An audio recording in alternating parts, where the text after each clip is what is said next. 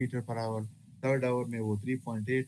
तो मतलब हमारे पास जो इसका जो इन्फिल्ट्रेशन या जो यू कैन से कि जो हाइड्रोग्राफ बनेगा वो ऐसे बनेगा कि मतलब इस तरह इंक्रीज होते होते सबसे मैक्सिमम और फिर कम होते ऐसे आपके पास जो है इसका हाइड्रोग्राफ बन जाएगा।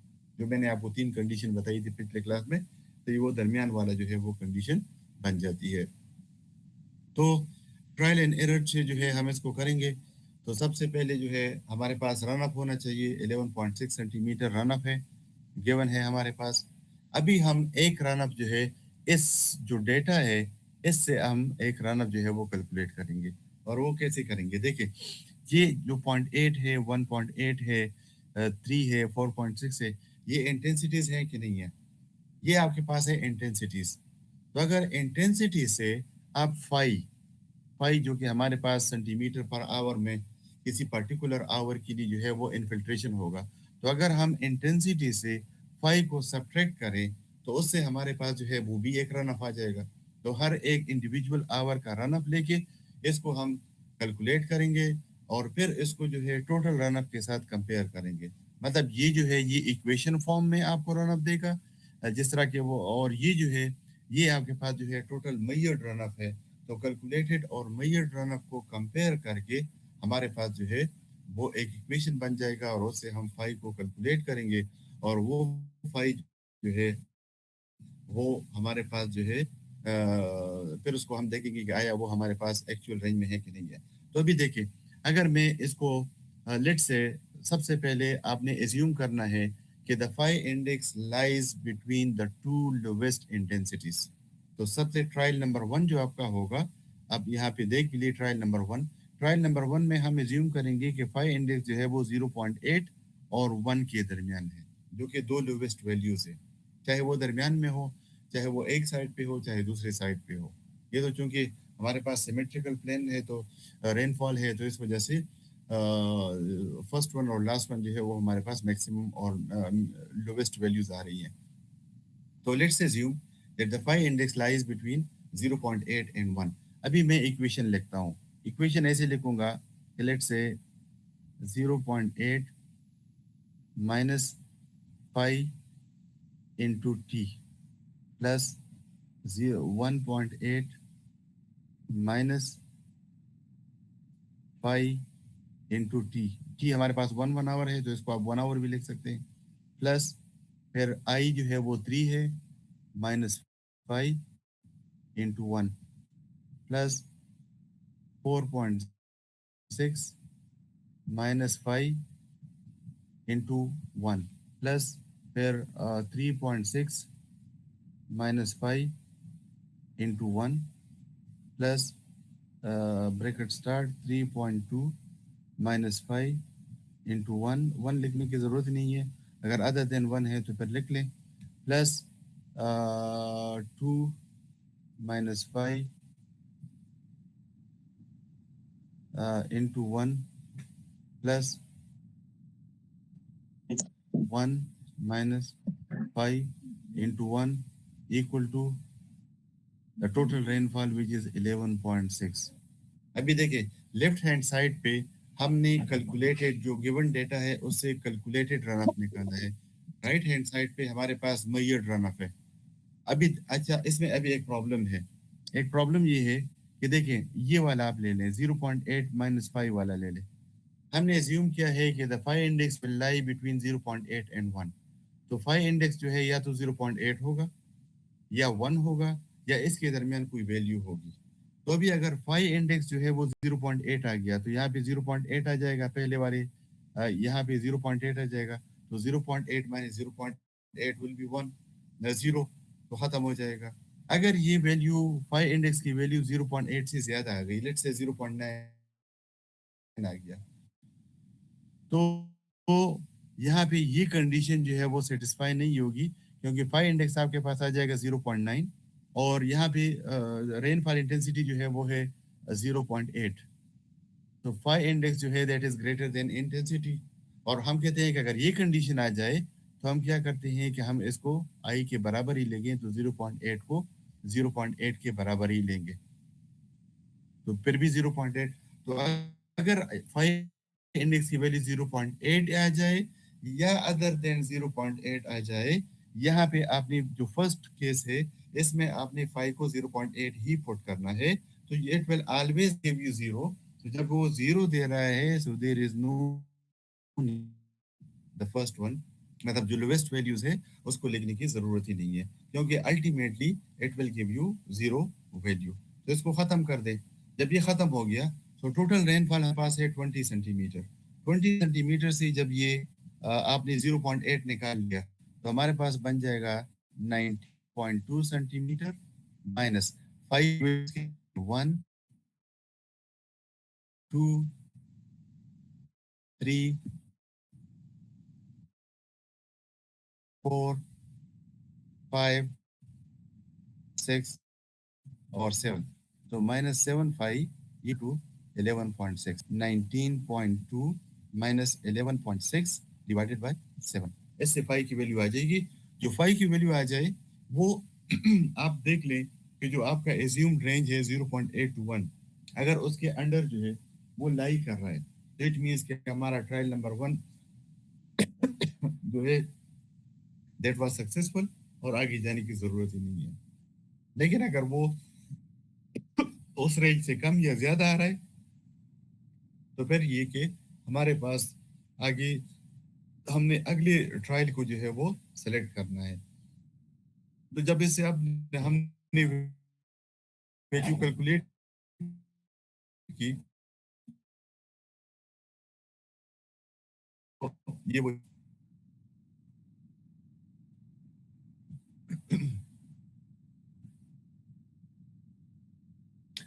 तो ये हमारे पास इक्वेशन है। तो फाइव इंडेक्स की वैल्यू आ गई 1.085, which is more than which is more than 1 centimetre per hour, mean out of range है। तो इस वजह से जो है ये ट्रायल हमारा फेल हो गया। जब ये ट्रायल हमारा फेल हो गया उसके बाद जो है अभी क्या करेंगे हम, नेक्स्ट जो लोवेस्ट वैल्यू है वो आप लेंगे तो 0.8 खत्म हो जाएगा। अभी नेक्स्ट लोवेस्ट वैल्यू जो है वो 1 है और 1.8 है, तो 1 और 1.8 के दरमियान देखेंगे तो 0.8 भी खत्म हो गया और 1.8 और 1 में 1 जो है वो आपके पास लोवेस्ट वैल्यू है, तो ये ऑटोमेटिकली जो सर 0.8 खत्म हो गया ट्रायल नंबर 1 में, तो यहाँ पे ये 1 खत्म हो जाएगा। तो इस वजह से जो रेनफॉल टोटल आपके पास है, टोटल ये जो रेनफॉल है इसमें 0.8 और 1 निकाल के, तो 20 माइनस 1.8 निकाल के 18.2 बच जाएगा। 18.2 बच जाएगा और ये 5 निकल गया और ये 5 निकल गया तो दरमियान में 6, तो 18.2 माइनस 6 5 बन जाएगा। और उससे फिर हम कल 11.6 रन अप तो हुई है जो कैलकुलेटेड है, तो इससे हम कैलकुलेट करेंगे ट्रायल नंबर 2 में, तो ये ऐसे होगा। A value of 5 between 1 and 1.8 is assumed. A mass balance leads to this equation. So you see here there is no one का वो नहीं है, तो वन ऑटोमेटिकली उन्होंने डिस्कार्ड कर दिया, 0.8 भी नहीं है और 1 भी नहीं है। तो इन सबको जब आप ऐड करें तो ये 18.2 माइनस 6 इक्वल टू 11.6। इससे जब आप फाई की वैल्यू कैलकुलेट करें तो ये आ जाएगा 1.1 सेंटीमीटर पर आवर, जो कि इस रेंज के अंदर जो है वो लाई कर रहा है। तो आप देख लें, solving gives phi is equal to 1.1 centimeter per hour, which lies between 1 and 1.8. We define that the assumed range for the infiltration is correct, and this is our value. अगर ये फॉर एग्जांपल ये value 1.9 आ जाती for example और range से बाहर होता, तो फिर हम अगले ट्रायल पे जाते और अगले ट्रायल में हमारे पास जो है हम क्या करते, हम एज्यूम करते 1.8 और 2 के बीच में, फिर ये सारे जो है वो डिस्कार्ड हो जाते हैं। ये डिस्कार्ड हो जाता और फिर अगला ट्राई, मतलब ये कि आपने मिनिमम जो लोवेस्ट वैल्यूज हैं उधर से शुरू करना है और तब तक आपने ट्रायल कंटिन्यू रखने हैं जब तक कैलकुलेटेड वैल्यू जो है वो आपके जो एज्यूम्ड रेंज है उसके दरमियान आना चाहिए। जब उसके दरमियान आ जाए तो इट मीन्स कि आप ट्रायल स्टॉप कर दें और वही आपकी फाइव इंडेक्स होगी और उसको फिर आप प्लॉट ऐसे करेंगे। ये 1.1 सेंटीमीटर पर आवर की लाइन है ये, इसके नीचे जो है वो अभी ये इनफिल्ट्रेटेड वाटर होगा और एबव जो है वो आपका ये रन अप होगा और ये इनफिल्ट्रेटेड होगा। तो इसको आप फिर रन अप या रन अप डेप्थ या एक्सेस रेनफॉल कहेंगे, और इसको जो है हम कहते हैं इनफिल्ट्रेटेड वाटर या इनफिल्ट्रेशन। तो ये आपके पास जो है वो आ जाएगा। तो इस तरीके से हम वैल्यूज जो है वो कैलकुलेट करते हैं। एक और मेथड भी है जिससे आप ये इसको सॉल्व कर सकते हैं। उसमें ये है कि आप इनफिल्ट्रेशन कैलकुलेट करें 8.4 डिवाइड बाय, जिस तरह मैंने आपको पहले बता दिया, और इसको 8 पे डिवाइड कर दें। ट्रायल नंबर 1 में आप ये the solution has to found by selecting the effective rainfall period iteratively. Assume that the full length of the storm period, that is 8 hour, is the effective rainfall period. तो आप 8.4 को 8 पे divide कर दें, ठीक है। तो 1.05, अभी देखिए 1.05 जो है वो 0.8 से भी ज्यादा है और 1 से भी ज्यादा है। तो इस वजह से वो कंडीशन जो है वो सेटिस्फाई नहीं कर रहा, जो हमने कहा था कि I will always be greater than 5। अभी इस केस में आई जो है that is 0.8 I is less than 5, 1 I is less than 5। तो इस वजह से कंडीशन सेटिस्फाई नहीं कर रहा, तो इट मींस कि ये 8 आवर जो है ये ठीक नहीं है। फिर इसको जो है आप क्या करें कि 20 के बजाय ये फर्स्ट आवर को निकाल दें। जब फर्स्ट आवर आपने निकाल दिया तो ये आपके पास बच जाएगा 19.2 माइनस 11.6 इक्वल टू 8.4, सॉरी 11.6, तो ये 7.6 आ जाएगा। अभी 7.6 को 7 पे डिवाइड कर दें, क्योंकि एक आवर हमने निकाल दिया तो 7 आवर्स आ जाएंगे। तो you will get a value 1.0 something, कोई वैल्यू आ जाएगी which will be greater than 1, which means कि ये भी ठीक नहीं है, ये भी आपके पास ज्यादा आ रहा है। तो फिर आप ये फर्स्ट आवर भी निकाल दें और ये लास्ट आवर भी निकाल दें, तो फिर आपके पास जो है 19.2 से 1 आवर भी निकाल दे तो 18.2 आ जाएगा माइनस 11.6। तो इनफिल्ट्रेटेड वाटर जो है वो आ जाएगा आपके पास 6.6। अभी 6.6 को 6 पे डिवाइड कर दी because the remaining hours are 6। तो 6.6 डिवाइड बाय 6, तो ये 1.1 आ जाएगा, जो कि रिमेनिंग आवर्स में जितनी भी इंटेंसिटीज हैं उनसे कम है। तो इस कंडीशन को जो है वो सेटिस्फाई कर रहा है, इट मीन्स कि ये हमारा ट्रायल जो है वो सक्सेसफुल हो गया। तो पहला ट्रायल फेल हो गया। तो यहाँ पे क्योंकि हमें पता है 1.05 है, 1.05 0.8 और 1 से ज्यादा है, तो उन्होंने 7 के लिए नहीं किया, बल्कि डायरेक्टली जो है उन्हें ट्रायल नंबर 2 जो है वो 6 के लिए किया है। So therefore, by assuming again that the effective rainfall period is 6 hours, we eliminate the chances for occurrence of any excess rainfall during the first and 8th hours respectively। और फिर यहाँ पे जो है 20 माइनस 8 माइनस 1 ये करके तो ये 6.6 1.1 सेंटीमीटर पर आवर आ गया।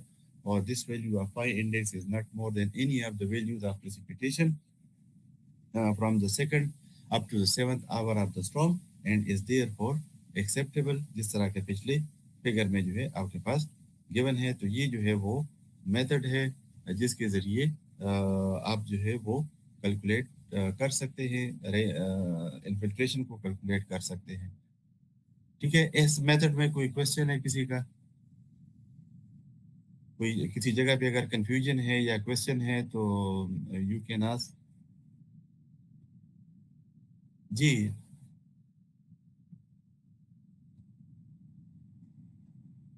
Anyone with question?